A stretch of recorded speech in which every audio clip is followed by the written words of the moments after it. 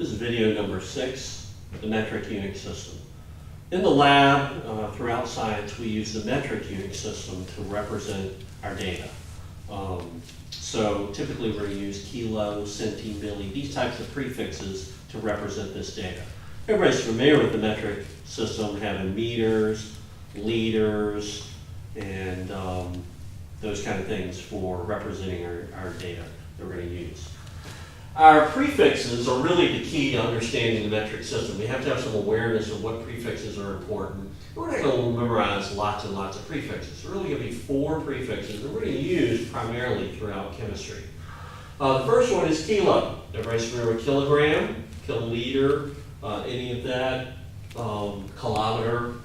So kilo. Now hecto and deca, we're going to ignore those, not going to actually use them. They're there, and they're a part of the 10 spacing. So, as we move, we're changing by a factor of 10, so we have to be aware of them. Then our base, which is our gram, our meter, our liter, one of those. Deci and centi, we're not going to use deci very much. It is there, so it is a factor of the 10. We're going to use centi, milli, and micro. We have to be aware that from milli to micro, there are no in-between units, but there are jumps. So this is 1,000 difference, because every jump is a change in 10. Okay, so if we're using a unit and we've got, 452 grams, and we want to convert that into kilograms. We know the gram is the smaller unit. The smaller unit is going to have the most data. So this 452, we expect the kilogram to be much smaller.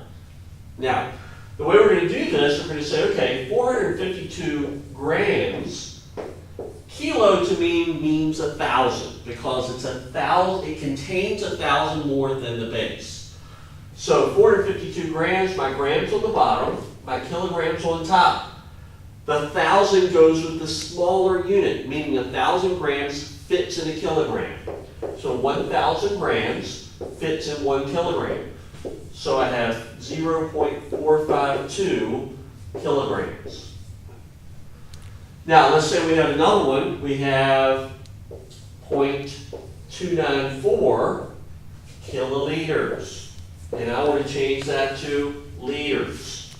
Okay, in this case, the kiloliter is the large value, so I'm going to have a small number of them. The liter is the smaller measurement unit. I'm going to have a lot of them. So I'm going to go through and say, okay, 0.294 kiloliters. The unit I have here is going to go to the bottom, so they'll cancel. The unit I want is going to go on top. Well, kilo means 1,000. Therefore, the 1,000 is going to go with the smaller of the 2 units. The smaller unit now is on top. So I'm going to put the 1,000 on top. 1, I'm going to multiply, then I'm going to get 294 liters. So our decimal system, or our metric system, is going to give us a way to represent data. We're going to use it universally in the laboratory. We have to be able to do some unit conversion.